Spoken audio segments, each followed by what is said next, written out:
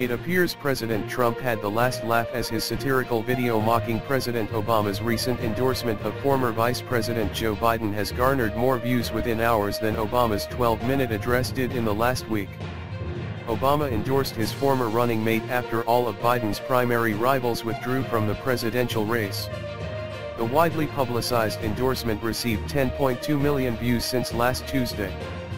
However, the video Trump shared surpassed Obama's video, earning 10.3 million views within roughly 13 hours despite the former president's remarks still having more likes and retweets. The video, which was not produced by the campaign, parodies an Allstate commercial with the insurance company's spokesman Dennis Haysbert watching a basketball game with his friends before a commercial of Haysbert advertising Allstate appears on the screen. In the original ad, Haysbert's friends implore him to change the channel, which he does, only to find another Allstate ad starring himself.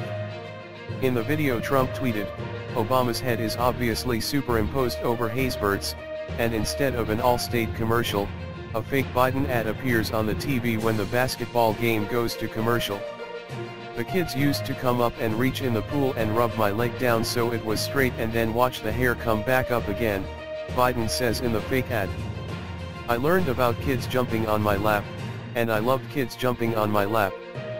The ad might be fake, but it uses a real quote by the former vice president from June 2017 in which he was describing his time as a lifeguard at a Delaware pool when he was younger. The Biden comments were not nefarious and were not the main subject of the speech he was giving, but have been seized on by his opponents previously to illustrate the candidate's gaffe-prone nature. The video Trump tweeted shows Obama shrugging and saying what to the others looking at him just as Haysbert does in the original Allstate commercial.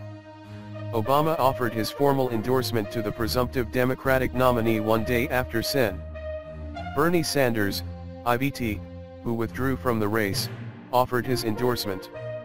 "Choosing Joe to be my vice president was one of the best decisions I ever made, and he became a close friend. And I believe Joe has all the qualities we need in a president right now," Obama said. Pointing to the severe challenges the nation faces as it copes with the coronavirus pandemic, the former president said, "Joe has the character and the experience to guide us through one of our darkest times and heal us through a long recovery. And I know he'll surround himself with good people, experts, scientists, military officials who actually know how to run the government and care about doing a good job running the government." And Obama stressed that Biden's a stronger presidential contender after surviving a historic primary field that peaked at some 25 White House hopefuls. "Now Joe will be a better candidate for having run the gauntlet of primaries and caucuses alongside one of the most impressive Democratic fields ever. Each of our candidates were talented and decent, with a track record of accomplishment, smart ideas, and serious visions for the future," the former president noted. "But if I were running today, I wouldn't run the same race or have the same platform as I did in 2008. The world is different. There's too much unfinished business for us to just look backwards. We have to look to the future." Bernie understands that, and Joe understands that. It's one of the reasons that Joe already has what is the most progressive platform of any major party nominee in history. Because even before the pandemic turned the world upside down, it was already clear that we needed real structural change.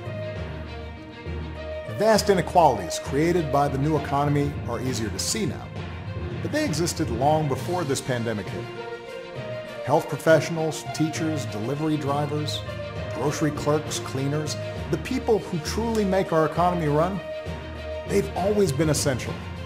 And for years, too many of the people who do the essential work of this country have been underpaid, financially stressed, and given too little support. And that applies to the next generation of Americans. Young people graduating into unprecedented unemployment. They're going to need economic policies that give them faith in the future and give them relief from crushing student loan debt. So we need to do more than just tinker around the edges with tax credits or underfunded programs. We have to go further to give everybody a great education, a lasting career, and a stable retirement. We have to protect the gains we made with the Affordable Care Act.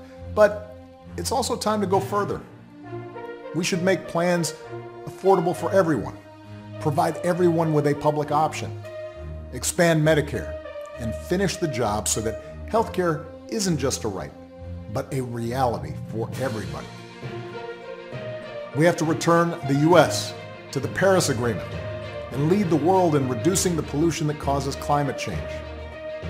But science tells us we have to go much further, that it's time for us to accelerate progress on bold new green initiatives that make our economy a clean energy innovator, save us money, and secure our children's future. Of course, Democrats may not always agree on every detail of the best way to bring about each and every one of these changes. But we do agree that they're needed. And that only happens if we win this election.